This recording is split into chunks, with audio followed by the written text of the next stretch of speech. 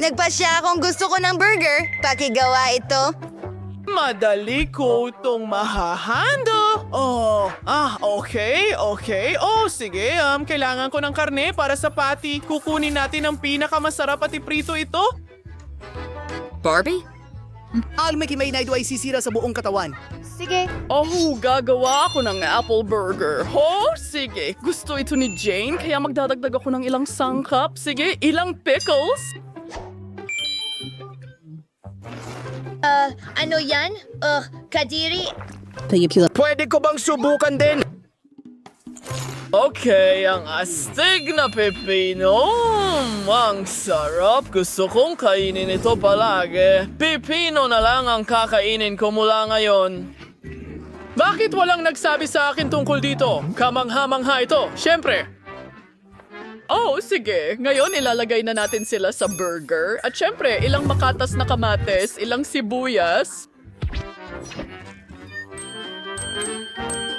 Coating queso. Na mayonnaise zimil sarsa. Siguro bagay niyo ang mayonesa. Sige.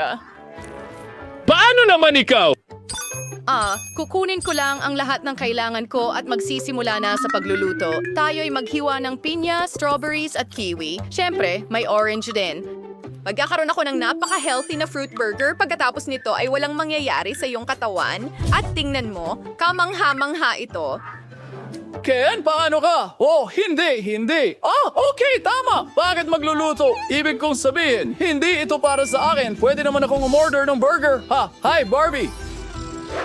Oo. Ang laki niyan. Sa tingin ko, hindi na magugutom si Jane muli. Aba? Wow!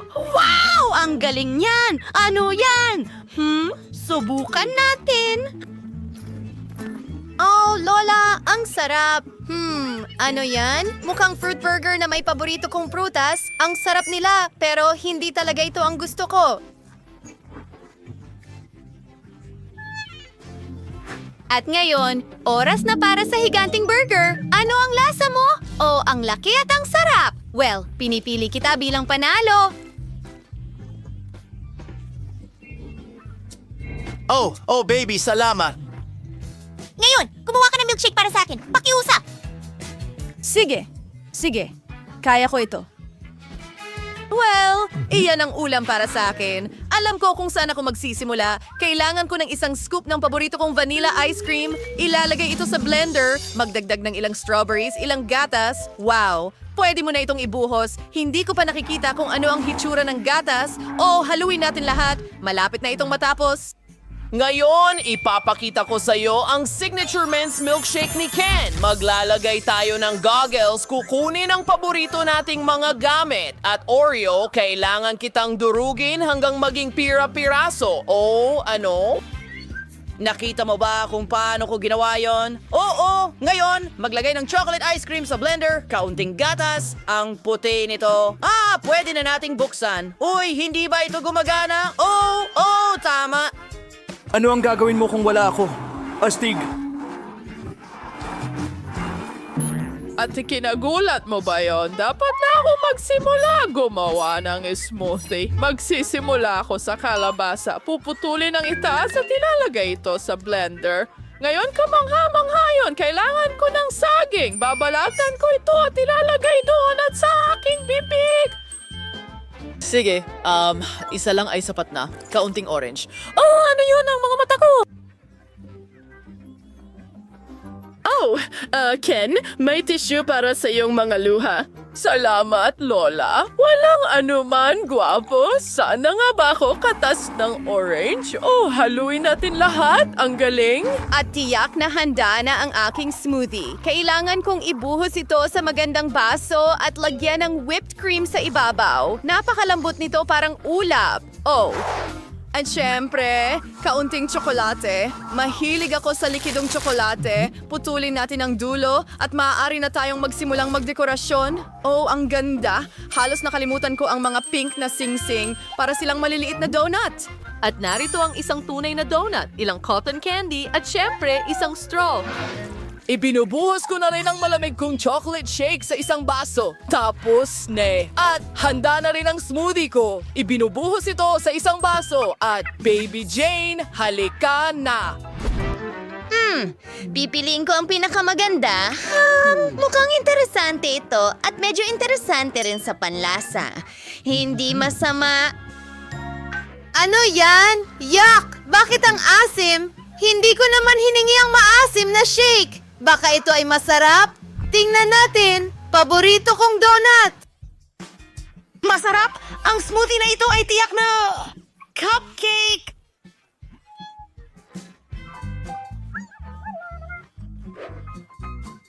Oh, madali lang ito.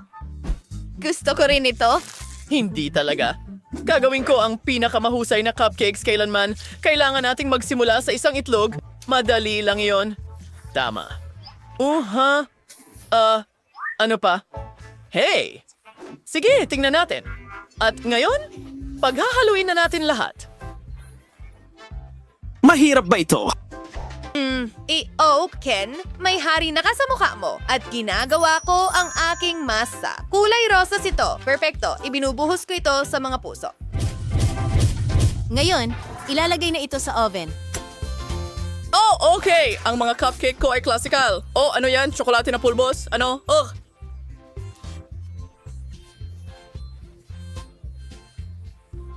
Nakakatakot yon. Diyos ko! Sige! Ngayon, ilalagay na natin ito sa mga hulmahan. At ilagay na natin ito sa oven para maghurno. Handa na ang aking mga pink na cupcake. Ang natitira na lang ay ang pagdekorasyon. Para dyan, kailangan ko ng whipped cream at ilang kumikinang na mga palamuti. Oh, ang ganda. Kamangha-mangha ito. Oh, ang bango ng mga cupcake ko. Kailangan kong idekorasyonan ang mga ito ng homemade vanilla buttercream, ilang berries at... Perfecto! Handa na ako, Ken?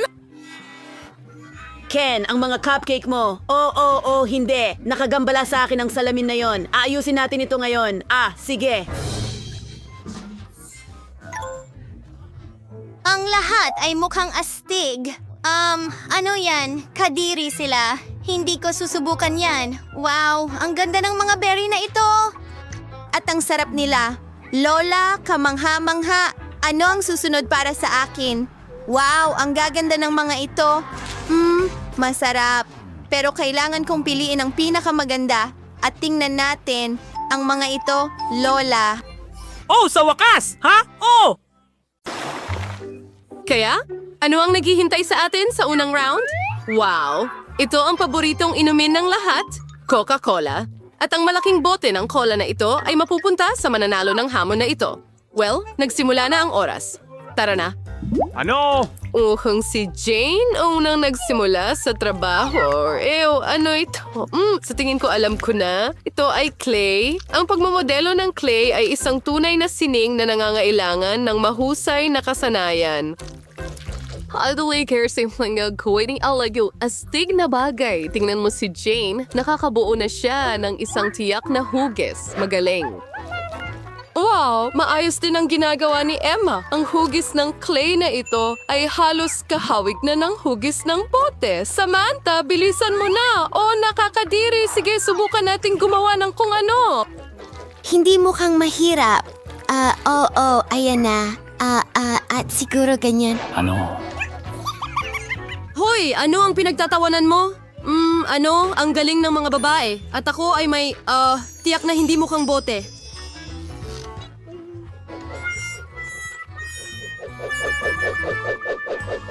Hindi. Sige, subukan natin ang bago. Hoy, ano? Ayan na. Ano? Naku, mukhang nagpasya si Samantha na sirain ang gawa ni Jane. Kawawang Jane, yung daming trabaho na nasayang. Oo nga, Samantha, kung kaya mong gumawa ng kahit ano, hindi mo kailangang sirain ang gawa ng iba dahil doon. Mukhang nauubos na ang oras. Huminto. Kaya ngayon guys, magsimula tayo sa iyo. Samantha, ipakita mo sa akin ang ginawa mo. Ano itong kaguluhan? Talagang hindi. Shane, ipakita mo sa amin ang iyong likha.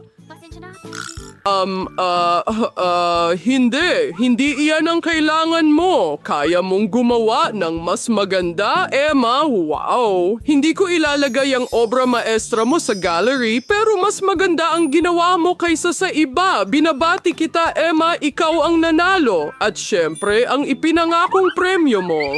Okay, heto na. Oh, ang uhaw ko! Pasensya na, mga babae. Wala ako sa mood makipag-share ngayon. Sarap!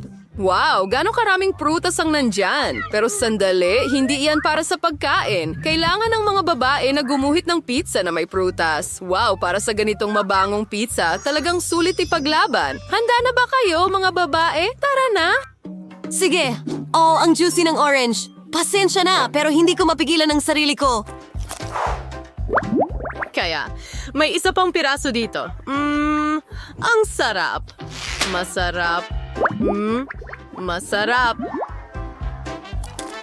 Kadiri, lemon ba yan? Ang asim nito. Wow! Isang granada! Ang tamis at katas. Talagang kamangha-mangha. Ano ang problema sa'yo? Mukhang hindi naintindihan ni Samantha ang gawain. Hindi ito paligsahan sa pagkain ng prutas, kundi isang hamon sa pagguhi. Pero mukhang may naisip na kakaiba si Emma. Wow! Pinipiga niya ang katas mula sa prutas papunta sa plato. Mukhang totoong pintura. Kiwi, orange, granada. Tingnan mo ang mga matingkad na kulay na ito. Sige, ngayon kaunting lemon para sa dilaw na kulay. Super! Ngayon, makakakuha si Emma ng brush at makakapag-drawing gamit ang juice, katulad ng ordinaryong pintura. Magaling na trabaho, Emma! Wow! Kailangan nating makaisip ng isang bagay na cool at talagang orihinal. Siyempre, tawin natin lahat ngayong smash yun ng orange at hiwain ito ng manipis. Ganito, magaling. Ngayon, kailangan natin ng saging. Hiwain ito ng maliliit at maayos na piraso. Ganyan. Ayos lang ako. At ngayon, kailangan natin ng ubas. Mahilig ako sa ubas. O sige, oras na para gawin ang ating pizza. Sa tingin ko mukhang cool at napaka-appetizing. Wow. Oras! Tapos na ang oras! Ipakita ang iyong gawa. Gaya, Samantha, ano ito? Hindi ito pwede. Parang hindi mo man lang sinubukan. Pasensya na. Okay, sino ang susunod? Emma. Hindi rin yan ang kailangan ko? Ano? Sige. Ngayon, Jane. Wow. Iyan mismo ang gusto kong makisa. Magaling na trabaho. Iyon na ang kapayapaan. Alam kong magugustuhan mo ang aking drawing. Ngayon, oras na para sa merienda. Ang sarap ng pizza. Talagang kamangha-mangha. Napakasarap at ang laki ng pizza. Panahon na para sa isa pang hamon. Wow, ang ganda at cute na loro. Sa tingin ko, magiging masaya ang sinumang babae na magkaroon ng ganitong alaga. Bla bla bla bla bla bla. Pero kailangan pa rin itong paghirapan. Handa na ba ang lahat? Tara na. Sige, simulan na natin. Sige, kaya kumuha tayo ng ilang dilaw na beads. Ibuhos natin ito dito ng ganito. Magsimula tayo sa ulo. Magaling! Mukhang seryoso ang lahat ng mga babae sa pagkapanalo. Tingnan mo kung gaano kahusay si Emma sa gawain.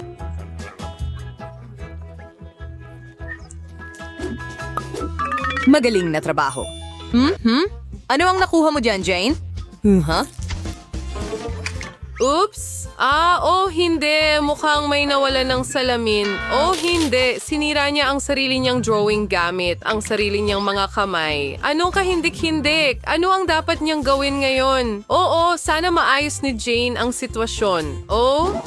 Upon Kurning Spig ay huwag sumuko at lumaban hanggang sa huli.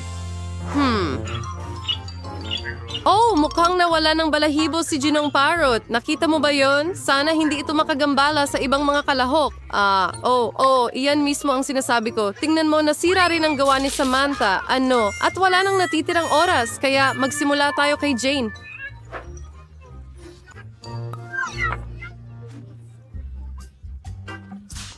Oh, Diyos ko. Oh, talaga? Oh, hindi. Oh, Jane, hindi maganda yon. Hindi. Isang malinaw na hindi. Ano? Oh, hindi. Ano ang ginagawa ni Samantha? Napakasimple, pero matalinong diskarte. Aba, Sige. Ha? Emma, ipakita mo sa akin kung ano ang meron ka dyan. oh, nagbibiro ka ba? Sobrang sama. Ah, hindi. Oh, Samantha. Ano? Aba, ibang usapan na yan. Bravo, Samantha. Sa'yo na ang cute na parrot na ito. Oh, oo. Well, nasaan ang gwapo kong Mr. Parrot? Ayan siya. Hindi na ako makapaghintay na haplusin ka. Halika dito. Aray, anong ginagawa mo? Oh, ang sakit. Halos makagat niya ang kalahati ng kamay ko.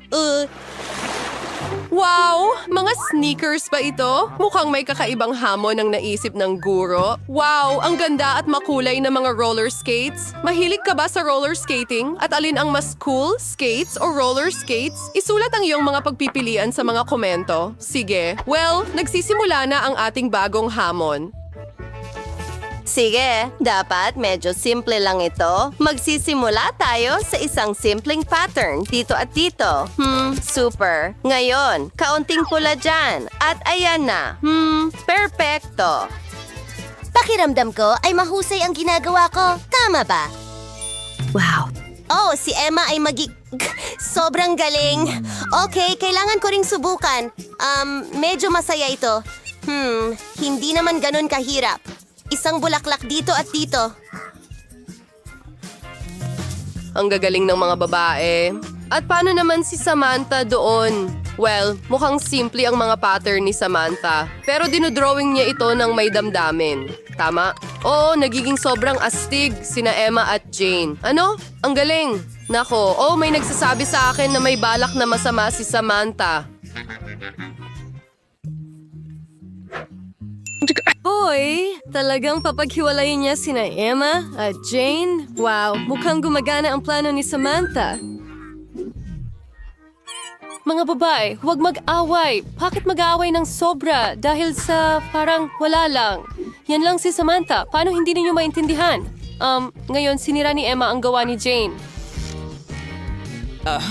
Malamang masaya si Samantha sa resulta na ito. Samantala, ikakabit ni Emma ang mga gulong sa kanyang sapatos. May kutob ako na magiging sobrang astig ito. Sige. Wow, ang tingkad ng mga kulay. Sige, ang galing niyan. Talagang mahusay.